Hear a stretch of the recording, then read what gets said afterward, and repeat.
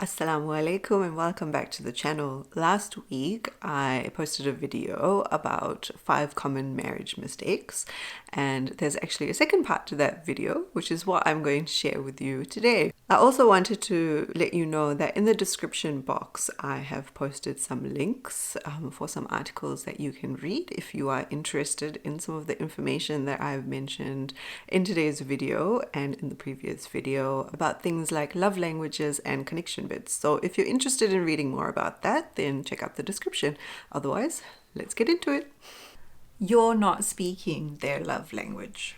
Love languages is something that I learned about in the last couple of years. Didn't even know that love languages existed, but since learning about it, it's actually had a really huge impact on my relationship. So Gary Chapman is the one who wrote the book on the 5 love languages, and he wrote this book based on years of counseling that he had done with various couples. What he found is that love is actually not a universal language, and he broke it down into 5 different languages. The 5 love languages being acts of service, quality time, gifts, physical touch, and words of affirmation. 9 times out of 10, people in a relationship do not speak the same love language. And the most common thing that we do is we communicate love to our partner in our own love language, as opposed to doing it in their love language. So if we were to think about this as actual languages, say for example, I speak English and my husband speaks German. Here I am telling him all these wonderful things, expressing my love for him in English. And there he is, not understanding a word of it because he only speaks German. So while he might be able to see my good nature and the way in which that I'm saying these things to him, and he may pick up the emotion in it, it's not going to be as effective simply because he doesn't speak English, he only speaks German. So the idea is that I need to communicate love with him in German. So if we use the actual love languages in this scenario, for example, my love language is words of affirmation. My husband's love language is acts of service. If I want him to feel loved and cared for, I need to do acts of service for him. If he wants me to feel loved and cared for, he needs to give me words of affirmation, because those are the languages that we understand love in. Once we understand our partner's love language, it becomes a lot easier for us to communicate with them. The most common complaint from couples is that they do not feel loved by their partner, and more often than not is because their partner is showing them love in a language that they do not understand. So take the time to understand your partner's love language and do your best to communicate in their language as often as you can. You are not healthy yourself. And I'm not talking about physical health here, I'm talking about mental health. I don't think people really understand the effect of poor mental health in a relationship. Now, I'm not saying that if somebody has poor mental health that they shouldn't be in a relationship, but it's like anything. Even if you had poor physical health, doesn't mean that you shouldn't be in a relationship. But because we have very little understanding about mental health and taking care of your mental health, we don't realize the effect and the pressure that it puts on our relationship. If you as a human being do not understand yourself, if you do not deal with your own trauma, if you do not understand what your triggers are, if you don't understand any of that about yourself, it will make having a relationship very, very difficult. All of these things come up when you're in a romantic relationship. All of these things are exacerbated in a relationship. And I see so many people struggling with that because they haven't, or they've not communicated to their partner, that they've experienced trauma, and this particular action or word or whatever it is triggers them because of the trauma that they have experienced. They don't communicate that to their partner. They haven't dealt with that. They haven't healed from that. And so every time that trigger keeps coming up, it keeps breeding more and more contempt in the relationship. Even simple things like you not loving yourself or you having low self-confidence, that can breed so much contempt in a marriage because you believe that your partner thinks that way about you, when in reality you're the one thinking that way about you. If you feel less than in your relationship, you constantly keep thinking that you are less and that you don't fit in or you're not loved, that really, really sets you up for failure. And I think from a female perspective that is actually quite common. There are a lot of us who don't have self-love, we don't have self-confidence, we don't think that we deserve to be with the person that we are with. And because we haven't done the work on ourselves, because we don't understand where that lack of self-confidence comes from, we put so much pressure on our partner.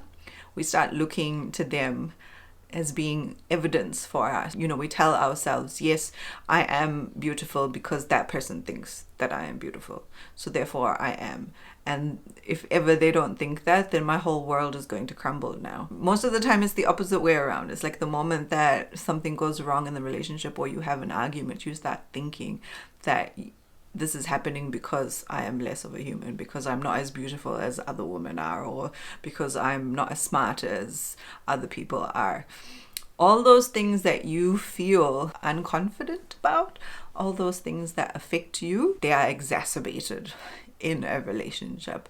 So if you don't deal with that, if you don't communicate that, you really, really are setting yourself up for failure in this relationship. You don't have a team mindset. Now, I don't think that most people see marriage as teamwork. I think we see marriage as purely a responsibility and something that we need to do for somebody else. So it's as though we have this list of responsibilities that come along with marriage, and we have to make sure that we're ticking all the boxes. And if we're continuously failing at ticking all these boxes, then we're a bad partner, and then you start thinking worse about yourself, and then that feeling grows, and then you start thinking, okay, maybe this wasn't the right person for me, and you start digging yourself into a really, really, really big hole. So I think that adopting a team mindset and understanding that you and your partner are on the same level and you are working together to achieve a specific goal, whatever that goal is. For most people, that seems to be, family, like building a family together, building a home together, and however it is that you decide that you want to do that as a couple, that's your big goal. And every step that you take, every decision that you make as a couple is to get to that goal. The relationship between a husband and wife is always going to be teamwork. And if you do not understand that, if you don't know how to be a good team player, the team will not be successful. It is no different from any other team, whether that be a sports team or the team that you work with. You all have a role in that team. It's not about you doing everything or being in charge of everything or controlling everything. It's about dividing and conquering. It's about working to your strengths in order for the team to be the best that they can be. The way you think about things really matter. And if you understand each other and if you communicate what your strengths are in the relationship, again, you need to know what your strengths are. So it kind of goes back to, you understanding yourself and having worked on yourself and having that self-awareness.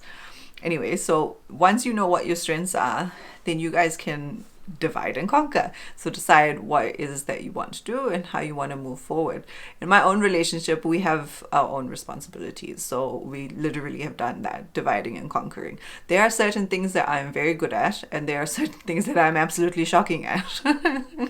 So usually the things that I'm terrible at, my other half will take on that responsibility, and that makes sense. It would be the same thing at work, right? Why would you waste your time trying to do this task that you know that you are terrible at doing when there's somebody else in the team who can do that easily and it will save time and stress? Just let them do it. I mean, the whole thing is about the team winning, not about you. That's what I mean by team mindset. Lack of physical touch.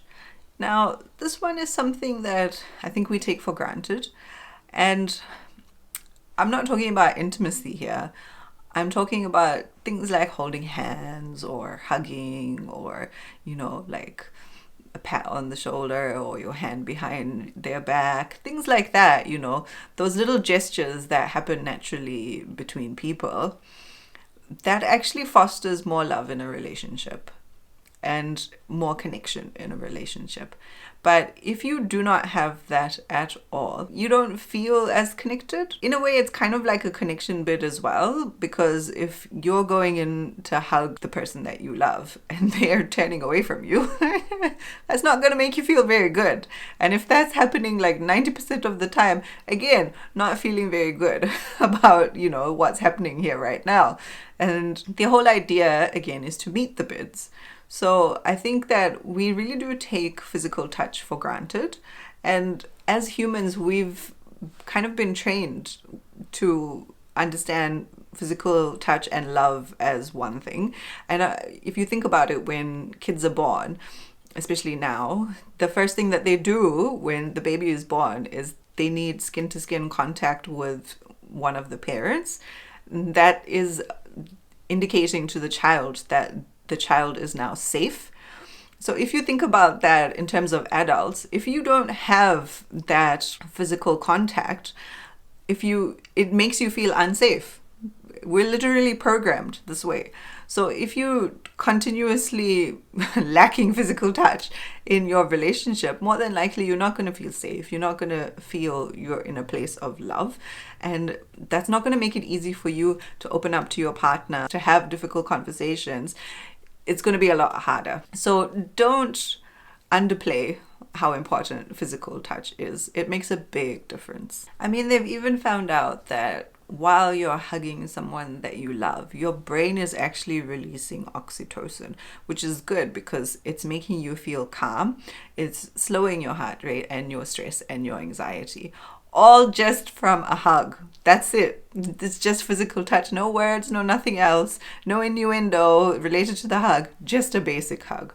All of that is happening physically in your body. And like I was saying about, when the baby comes out and, has skin-to-skin contact, usually with the mother, the baby is calm. The baby now feels safe. And they're in a safe place. They feel loved. They feel comforted. Don't you want your spouse to feel the same way? And if you could do that just by one hug or holding their hand or putting your hand on their back, these are all such small little investments that you can make in your relationship. Why wouldn't you do it, right? It seems easy, right? So consider it. You don't admire them. Everybody in a relationship wants love. They want connection. They want to be loved for all the things that they are. But if your partner does not see that, does not communicate that they see that quality in you, then you don't really feel that deep sense of love. And of course, that's something that we all really want to feel in a relationship. And if we don't feel it, I'm not saying you're going to feel that 100% of the time, but if we're never ever feeling that, it's leading to failure of relationship, which is what we don't want. But really think about it. Like when you have been with someone for a long time, as I have, and once you get to know them and you understand who they are as a human being and the qualities that they have, the things that you admire about them, tell them those things. Because now they know that you've noticed those things about them. And that is such a wonderful compliment, especially if you do it genuinely and don't just do it for the sake of doing it. There's nothing worse than like a compliment that is just said for the sake of saying it. Like, it's not going to get you anywhere. But really, like, understanding and seeing your partner, that's really the big effect. Because once you start telling them all the things that you admire about them, they will then feel seen. And that's such a big thing in terms of connection, in terms of bonding. When you feel seen by someone, it just makes you love them even more. I can't explain the effect that it has, but know that it is a positive effect. So that wraps up the common mistakes that I have for you today. And before I end the video, I wanted to just make a little note about marriage, because I did not create this video to scare you off marriage. And I think most people are very intimidated or scared about the prospect of marriage because of many of the mistakes that I've just highlighted. And because when I say things like marriage is work every single day and you have to put the effort in. For someone who's never been in a relationship, that seems not worth it. Nobody wants to have to work really hard every day just to maintain a relationship. That is what most people think, and that's really what scares them off marriage. But here's my counter argument. Every single thing in this life requires work, requires maintenance. That means you have to do things every single day, just like you have to take care of your body every single day, just like you have to maintain every other relationship in your life. You know, the relationship with your parents, the relationship with your siblings, the relationship with your friends. That requires maintenance as well. There's nothing in this life that comes for free. You have to work for everything. It is not, yes, that's true, it's not easy. Sometimes it can be a little bit frustrating. However, the reward outweighs the work. There's no relationship that is perfect. There will always be arguments, fights, disagreements, but those will not outweigh the good moments. And that's what you're aiming for, right? It's never in your hands how anything is going to work out. The point is that you continuously make the effort and hope for the best. That's all that it is. So if you're feeling very scared of marriage, understand that like anything in life, it's going to take effort, it's going to take work, but the reward is far greater than the effort that you are going to put in. So I hope that this has helped you in some way, shape or form, and I will catch you in the next video. Assalamu alaikum.